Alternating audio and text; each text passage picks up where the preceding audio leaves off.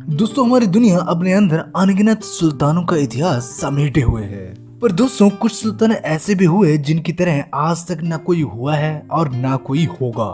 दोस्तों हम बात कर रहे हैं अफ्रीका के सबसे अय्याश राजा आशकिया की, जो कि अफ्रीका की सिल्ला जनजाति से आता था। दोस्तों ये काला होने की वजह से गोरे रंग के लिए पागल रहता था। दोस्तों आप ये भी कह सकते हैं कि गोरा रंग इसकी सबसे बड़ी कमजोरी थी और खूंखार तो इतना था कि लड़कियां इसके नाम से ही खौफ खाती थी। इसको उन दिनों कई नामों से जाना जाता था। कोई इसे मोहम्मद आई आस्किया कहता था तो कोई मोहम्मद तूरे के नाम से इसको जानता था।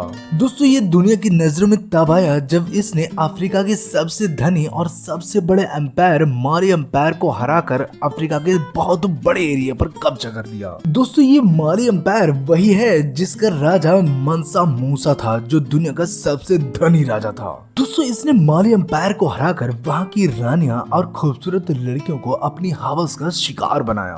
दोस्तों इसकी क्रूरता का अंदाजा आप ऐसे लगा सकते हैं कि ये कच्चा मांस खाने और इंसान का खून पीने का शौक रखता था, पर तलवारबाजी और घुड़सवारी में ये बहुत अच्छा था, जिस कारण ये युद्ध में अपने दुश्मनों को बहुत ही जल्दी मात दे देता था। दोस्तों ये अपने शौक को पूरा करने के लिए यूरोप से हजारों की संख्या में लड़कियों को मंगवाता था और बारी बारी से उनके साथ अपनी हवस पूरी करता था। और जब ये किसी गोरी लड़की के साथ बिस्तर पर होता था तो उस लड़की की सिर्फ चीखें सुनाई पड़ती थी। और इसको जिस लड़की के साथ मजा आता ये तब तक उसको पेलता था जब तक उसकी हालत खराब नहीं कर देता था। और एक बार की बात है जब ये अपने सैनिकों के साथ सैर पर निकला हुआ था और रास्ता भटकने की वजह से ये आज के नाइजीरिया इलाके में पहुंच गया। दोस्तों इसको ये जगह इतनी ज्यादा पसंद आई कि इसने कुछ ही दिनों के बाद अपना यहाँ एक महल बनवाया और यहाँ के लोगों को इस्लाम कबूल करने पर मजबूर किया। और जो भी इसके खिलाफ जाता ये उसके गले में चीरा लगाकर उसको उल्टा लटका देता था, जिससे लोग इससे खौफ खाने लगे और धीरे धीरे इस्लाम कबूल करने लगे। वहीं अगर कोई लड़की इसका विरोध करती तो ये उस लड़की को अपने सैनिकों की हवस पूरी करने के लिए सैनिकों को सौंप देता था। दोस्तों ये सैनिक उस लड़की के साथ इतना सेक्स करते कि या तो वो मर ही जाती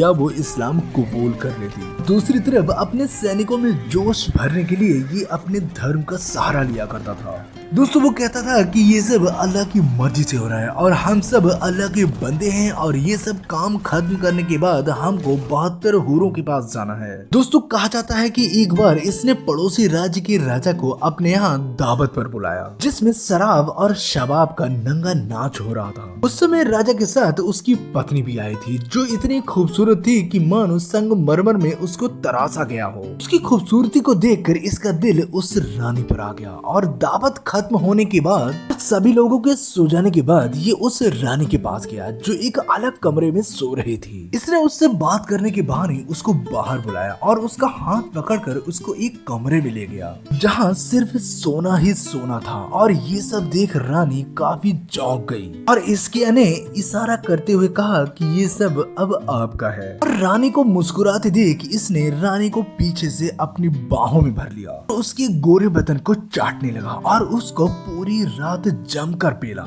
इसके कुछ दिनों के बाद भी इन दोनों के बीच ये सब चलता रहा। बाद में जाते समय अपने दोस्त को तो भेज दिया, पर उसकी पत्नी को अपने पास ही रख लिया। दरअसल वो इतना सक्षम नहीं था कि वो इससे युद्ध करके अपनी पत्नी को वापस ले सके। और दोस्तों इस घटना के कुछ ही सालों के बाद आशिया की भी रहस्यमय तरीके से मौत हो गई। दोस्तों इस पर लोगों का कहना था कि इसकी मौत के पीछे भी इन रखेलों का ही हाथ था। वैसे दोस्तों कैसी लगी आपको आशिया की ये स्टोरी कमेंट्स करके जरूर बताएं। और अगर आपको ये वीडियो अच्छा लगा हो तो प्लीज सब्सक्राइब करें, क्योंकि हम ऐसे ही रियल और इंटरेस्टिंग वीडियो लाते रहते हैं।